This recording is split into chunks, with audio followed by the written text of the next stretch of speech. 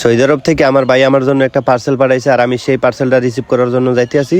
তো আজকে আমি আপনাদের মাঝে শেয়ার করবো যে এই পার্সেলের মধ্যে কি কি আছে। তো আজকের ভিডিওটা আমার জন্য খুবই একটা স্পেশাল ভিডিও, কারণ আমি সৌদি আরব ছিলাম দীর্ঘ 5 বছর যাবত, কিন্তু আমি কোনো জিনিসপত্র নিয়ে বাড়িতে আসতে পারি নাই। তো আমার ভাই আমার জন্য সেই জিনিসপত্র কি কি পাঠাইছে আমি নিজেও জানি না। তো আমি দেখবো যে আমার ভাই আমার জন্য কি কি পাঠাইছে, সেই বিষয়টা আমি আপনাদের মাঝে শেয়ার করবো।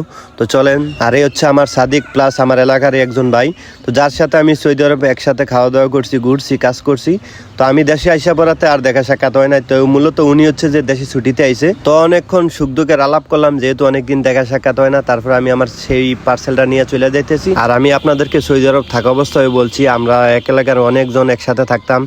আমি, আমার বড় ভাই, জেডা, তারপর চাচা, মানে অনেককে আমরা এলাকার একসাথে থাকতাম। আসলে প্রবাস জীবনটা খুবই আনন্দময় কাটাইছি, এটা মানতে হবে। আর এই যে সাদিকরে দেখতে আছেন, সৌদি আরব থাকা অবস্থায় আমরা সারাদিন কাজ বাজ করতাম, বিকেল টাইমে এই সাদিকগুলার নিয়ে আমি ঘোরাঘুরি করতাম।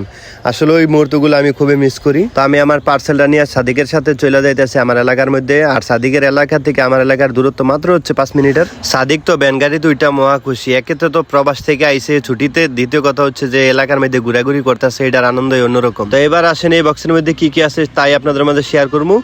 আর ভিডিওটা দেখতে থাকেন, তার মধ্যে আমি কিছু বাস্তব কথা শেয়ার করি প্রবাসীদেরকে নিয়ে। একজন প্রবাসী যখন দেশে যাওয়ার জন্য চিন্তা ভাবনা করে, তখন সে 6 মাস আগের থেকে চিন্তা ভাবনা করে যে দেশে যাইবে ছুটিতে, পরিবারের জন্য কি কি নেওয়া যায় সেই বিষয় নিয়ে চিন্তা করে। মা বাবা ভাই বোন যতজনে আছে চেষ্টা করে সবার জন্য কি কি নেওয়া যায়। একজন প্রবাসী তার সাধ্যের মধ্যে যতটুকু সম্ভব হয় কেনাকাটা করে পরিবারের মানুষের জন্য।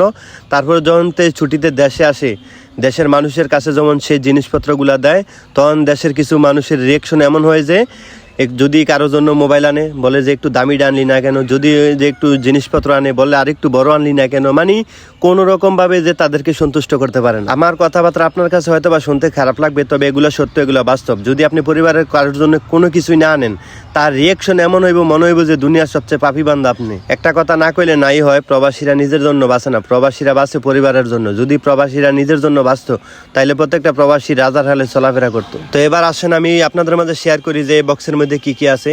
এখানে কিছু কাপড় চোপড় আছে, চকলেট আছে, সাবান আছে, শ্যাম্পু আছে, মেকআপ বক্স আছে, কাজু বাদাম, কাঠবাদাম, কিশমিশ, গড়ি, তারপর আরো অনেক খেলনার সামগ্রী। মেন যে জিনিসটা সেটাই আপনাদের মাঝে শেয়ার করা হয় নাই, সেটা হচ্ছে আরবের কুরমা খেজুর, যেটা আমরা এই বছরে সংগ্রহ করছে। যে খেজুরগুলো সরাসরি গাছ থেকে সংগ্রহ করে ভাই আমাদের খাওয়ার জন্য বাংলাদেশে পাঠাইছে। আমি যদি সৌদি আরব থাকতাম তাইলে অবশ্যই ভিডিওর মাধ্যমে আপনাদেরকে দেখাইতে পারতাম, তবে দুঃখজনক ব্যাপার আমি ওই সময় বাড়িতে চলে আইছি। তো একজন প্রবাসীর কাছে আনন্দের মুহূর্ত এটাই যে কষ্ট করে টাকা ইনকাম করে সেই টাকা থেকে পরিবারের মানুষের জন্য ছোট ছোট উপহার দেশে পাঠায়, এটাই তাদের কাছে ভালো লাগে। আর এই উপহার পাইয়া যখন পরিবারের মানুষ প্রবাসীর সাথে হাসি মুখে কথা বলে, তাইলে প্রবাসীর আরো এই কষ্টের কথা মনে থাকে না।